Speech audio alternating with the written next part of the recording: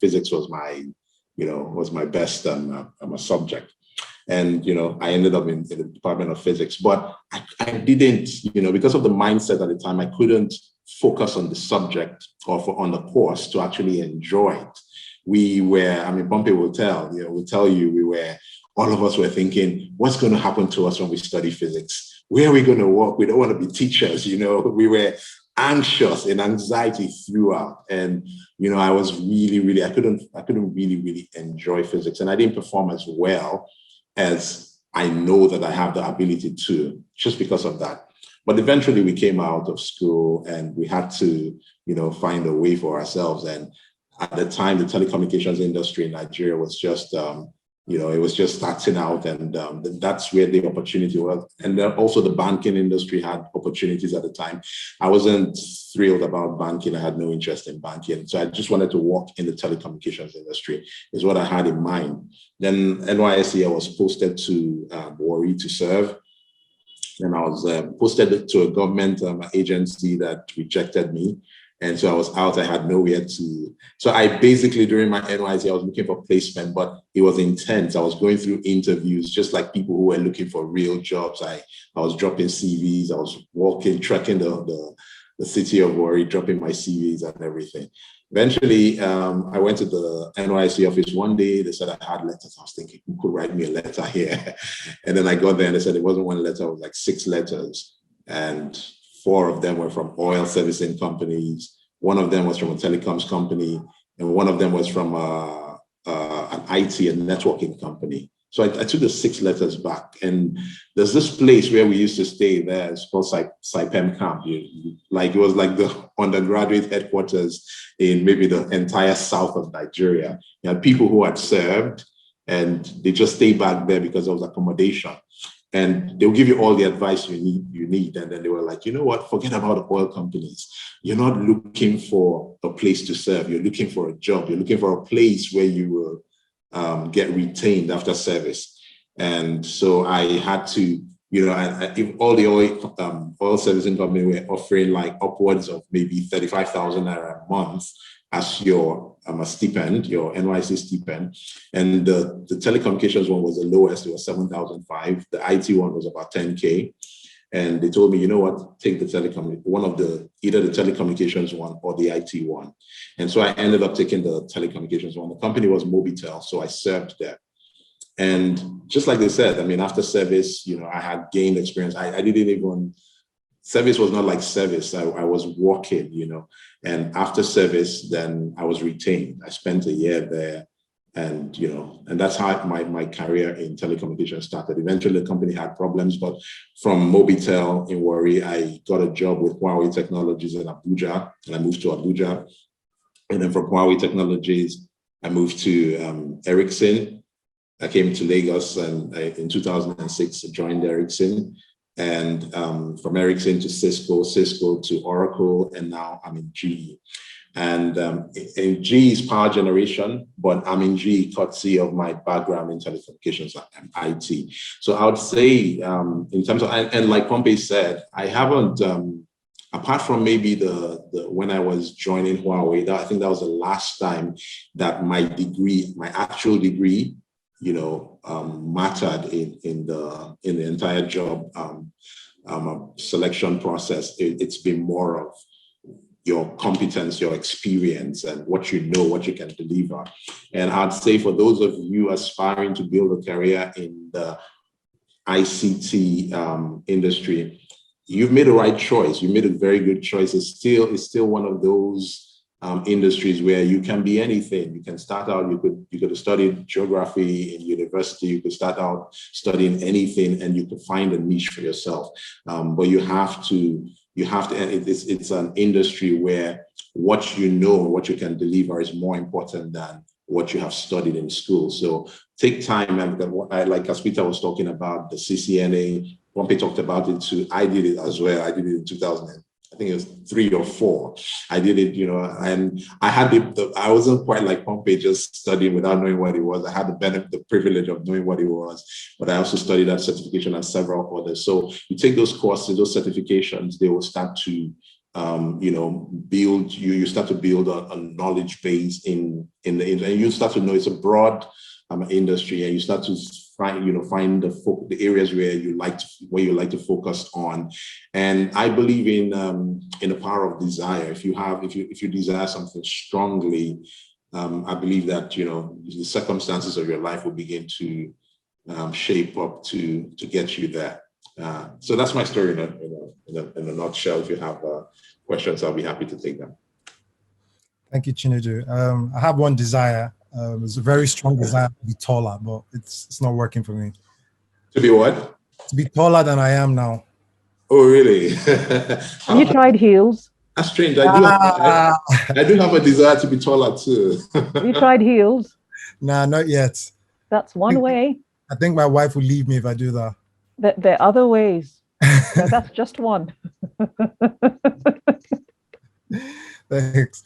So I think, first off, there's one question for you, Chinedu. I know you mentioned, obviously, or you had a distinction between formal education, the importance of formal education, and potentially getting experience, like real work experience. So if you had I don't know, what year do people get into uni? 17-year-old kid who, instead of going to maybe study physics or electrical engineering, says, why don't I go have a 1-year certification, maybe Cisco or data architecture or SaaS or whatever it is, for a year or two, rather than sitting down in uni for 4 years. I know what I want to do. I want to become a solutions architect or whatever it is. Get the certification rather than formal education. Would you advise that person to do that?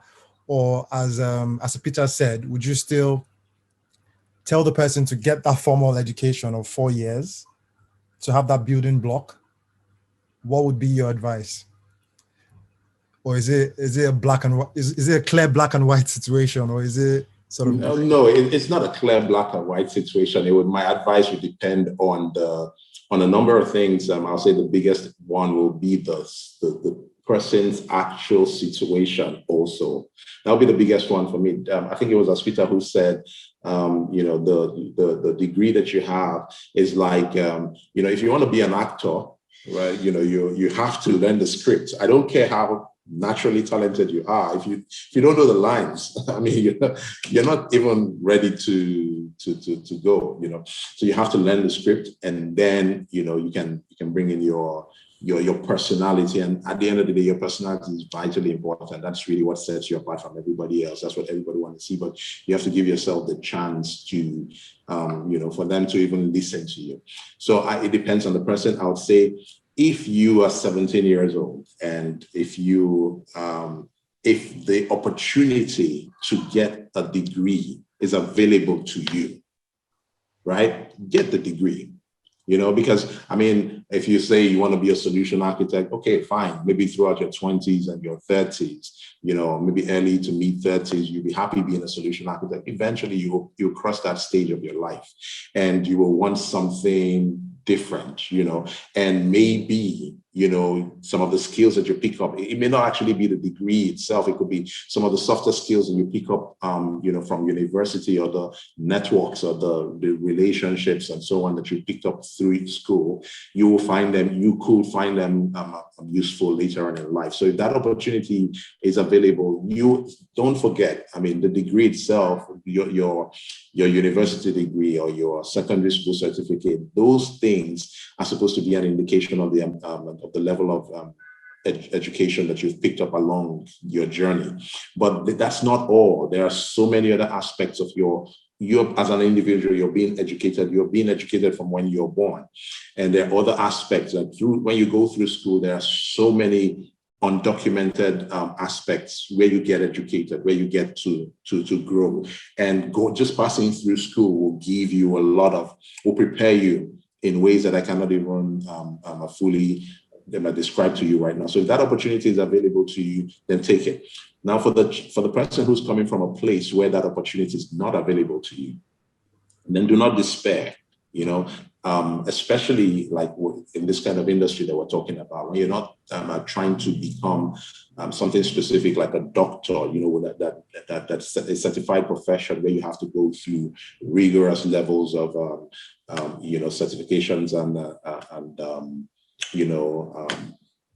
approved basically, then don't worry. If you want to be a solution architect, you can't go to school. Maybe your family can't afford it. Then pick up the certifications, learn.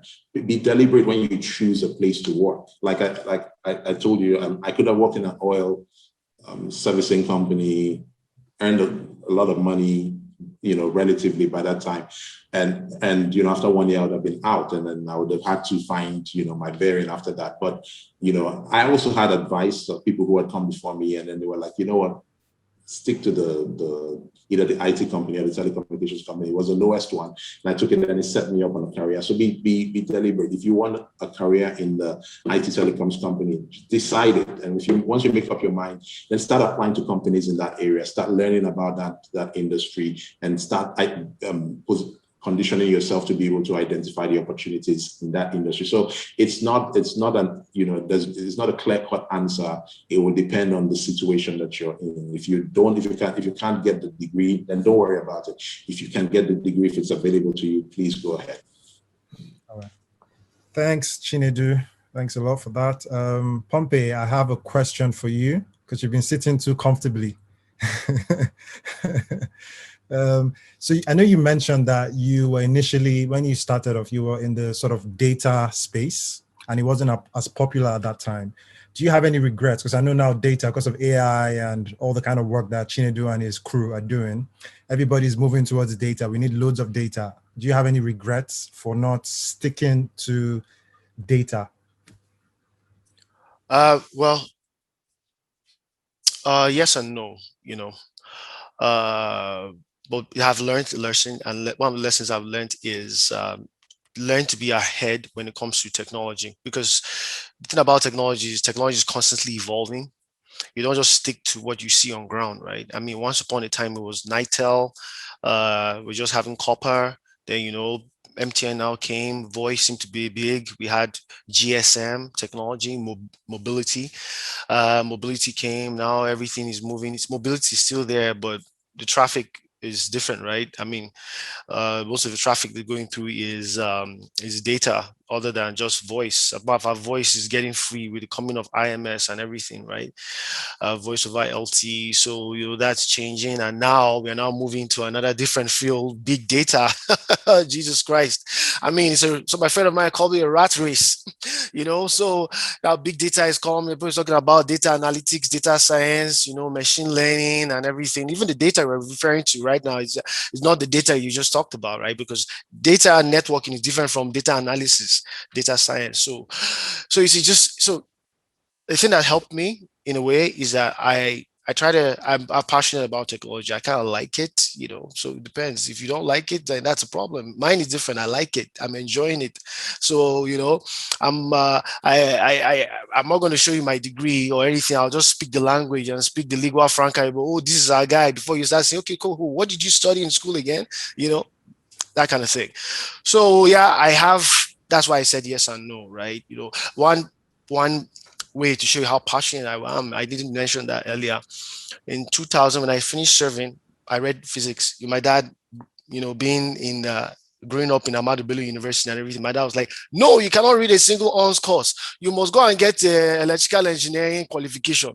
So he got me admission in BUK to read a postgraduate diploma in electrical engineering. Okay, I reluctantly went because I really wanted to go out there because, I went there, and while I was schooling, the only ISP, internet service provider in Kano then was a company called Sammy Davis. If you Google, you won't even see it. It's very old. It's one of the biggest in Kano. Sammy Davis. I went to the owner of the guy. I deal with the owner of the company.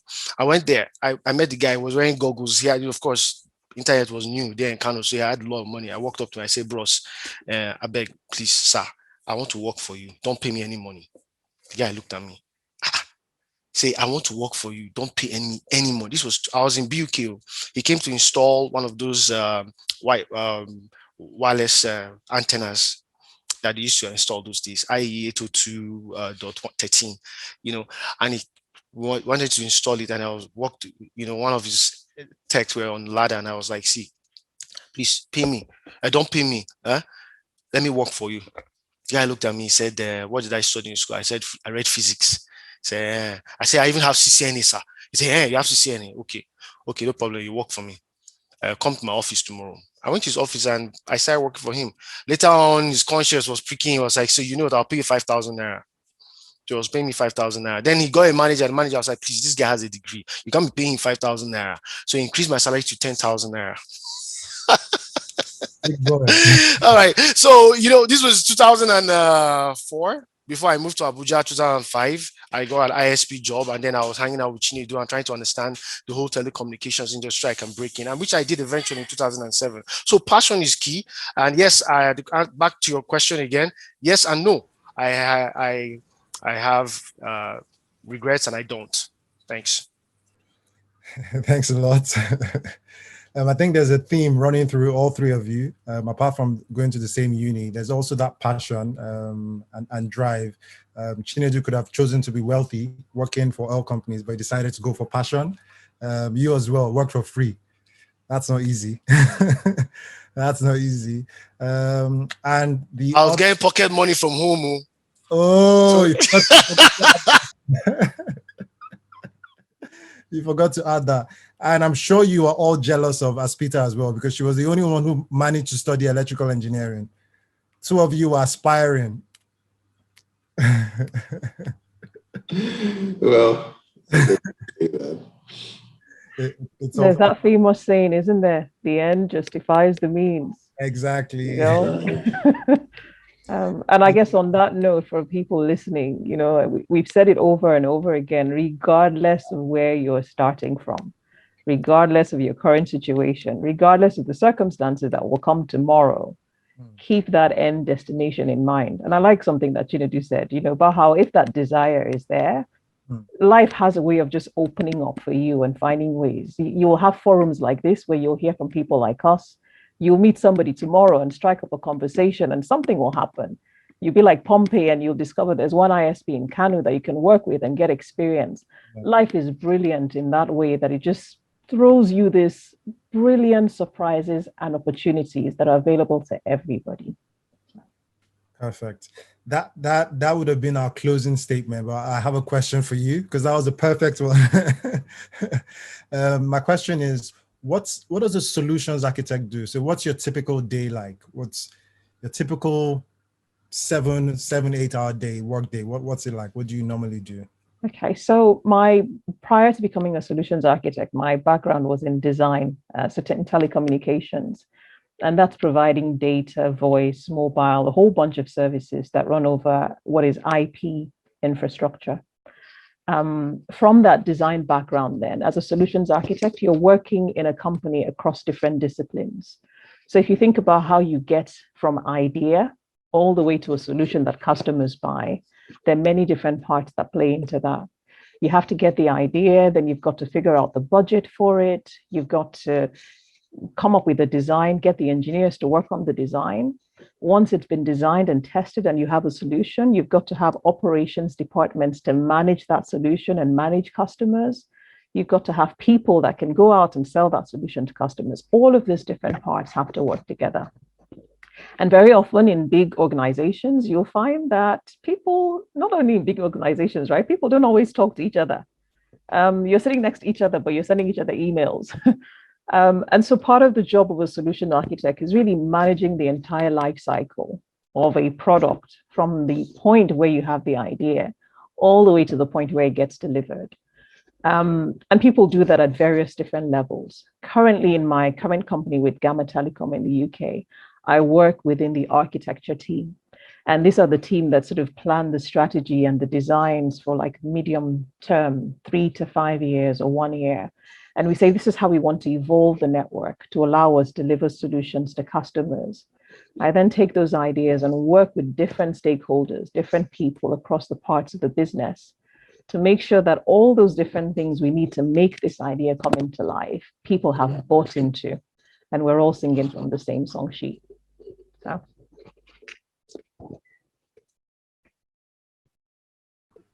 Yeah, interesting. Sounds like a very fulfilling career. Thank you. It is. Thank you very much. You're welcome. don't think there are any other questions in the chat. So I think we've gone over the time anyways, but it's been really interesting. And yeah, thank you guys. Over to you, Hope, to give us our round off for today and to thank everybody very much. Thank you everyone for coming. Toby says I love to thank people, but I think that's just, I just love to say thank you. Thank you so much, Pompey. Thank you, Chinedu. Thank you, Aspita.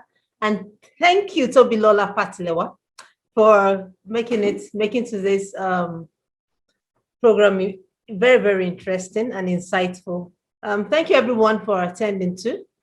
We are having our next online career mentorship session, but we are calling it an exclusive one. It's gonna be faith-based. Normally we don't have faith-based sessions, but this one is gonna be different because we'll be doing something with missionary kids and ministers' kids.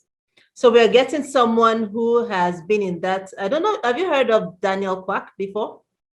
Anyone has heard of Daniel Quack? It's in one top, well, anyways, he'll be coming, he'll be featuring, he's in the States and he's a young entrepreneur who's made it up there. So, and we'll get some other facilitators on. And well, if you're interested or if you know anyone that's interested in participating in this, the next session, please invite. But follow us on our social media handles at Headers Before Hands. That's for Instagram and Facebook. And also, well, Twitter is no longer there. Well, anyways, so I'm on LinkedIn as Hope Esin Ayabina. And yes, we have Headers Before Hands too on LinkedIn. Please follow us and please share. I've noticed facilitators have not really been helpful in a way. Could you please also share our flyers? And can I tag, first of all, can I ask you, Pompey, Chinedu, Aspita, can I tag you on our social media handles? Can I tag you? Please go ahead. Okay. Voila. All right. Okay. So when we're having subsequent sessions, we'll tag you guys on it. And once the video is out, the edited version is out, we'll send it to you for your approval before we put it up on YouTube too. Thank you everyone for coming. We are very grateful. And see you guys in our next session if you want to join. Or well, maybe the one next after that. Thank you. Thank you, Pompey. Thank you, Chinedu. Thank you, Aspita. Thank you. Thank you, Tobilola, Patilewa. Thank you. Nice to see you. Nice to see you, Miss Aspita. Bye-bye. Aspita, nice to see you again. It's such a long time. Yeah, really. Thank you.